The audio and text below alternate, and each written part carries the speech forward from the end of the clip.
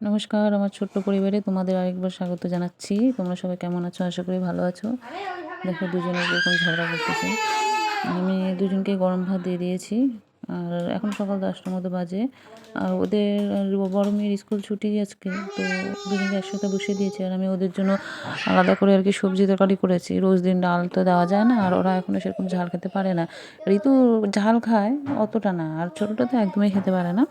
তো সেই জন্য আমি ওদের জন্য আলাদা করে ঝোল তরকারি করে দিয়েছি। তো ওদের সকালের দিকে ভাত দিয়ে দিলাম, কারণ ওরা কী বলো তো, মানে হালকা খাবার খেয়ে যে থাকবে ওই অভ্যস্ত নাই। আর এদিকে ছোটোটা এখন আবদার করেছে, মা আমি ফোন দেখে খাবো। ঠিক আছে, তুই ফোন দেখে খা। তো আমি আর বাকি ভিডিওটা তোমাদের দেখাতে পারলাম না তো ওখানকার। তো যাই হোক গে, আমার স্নান হয়ে গেছে। স্নান করে আমি চলে এসেছি ছাদে কাপড় মেলতে। আর এটা দেখো উপরে ছাদ কি, মানে উপরে ঘর তুলতেছে আমাদের। আর কি কোনো কিছু হয়নি, প্লাস্টার, এখানে প্লাস্টার হবে, পাথর বসানো হবে, তারপরে আর কি কিচেনের সেটিংটা করা হবে। তো এখনও কোনো কিছু করা হয়নি, এত তাড়াহুড়োও নয়, আস্তে আস্তে করবে। তো উপরের জায়গাটা ফাঁকা ছিল, তো সেখানে সাথে আমি এখানেই বেশিরভাগ দিনই আমি এখানেই কাপড় মেলি। তাহলে কী হয় যে সন্ধ্যা হয়ে গেলে রাত্রিবেলাও কোনো চিন্তা থাকে না, ওইখানে কাপড় থাকে।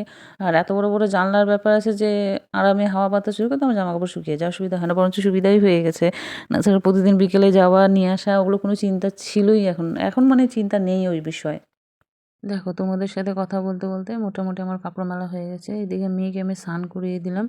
স্নান করিয়ে ওকে ঘুম পাড়িয়ে দেবো, না হলেও আমাকে আর বাকি কাজগুলো করতে দেবে না।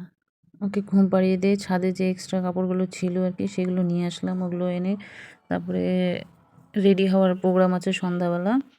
এই যে আমরা রেডি হয়ে গেছি, কারণ আমাদের এক জায়গায় যাওয়ার কথা আছে। এখানে আমার পুরো ফ্যামিলি আছে, সবাই মিলে যাচ্ছি। আসলে এক জায়গায় কীর্তন হবে, সেখানেই যাওয়ার প্রোগ্রাম হচ্ছে। দেখো কত মানুষের ভিড় এখানে, ভালোই লোকজন এসছে। রাধা, এটা আর কি কালীকুণ্ঠী, মানে আমাদের এখানে এটা নতুনত্ব আর কি হয়েছে।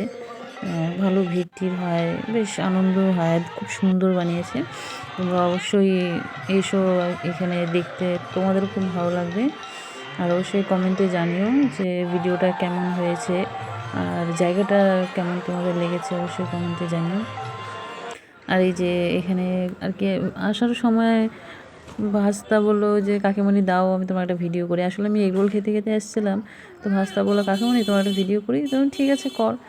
তো সেখানে কেউ ভিডিও করলো। আর এই তো মোটামুটি শেষ।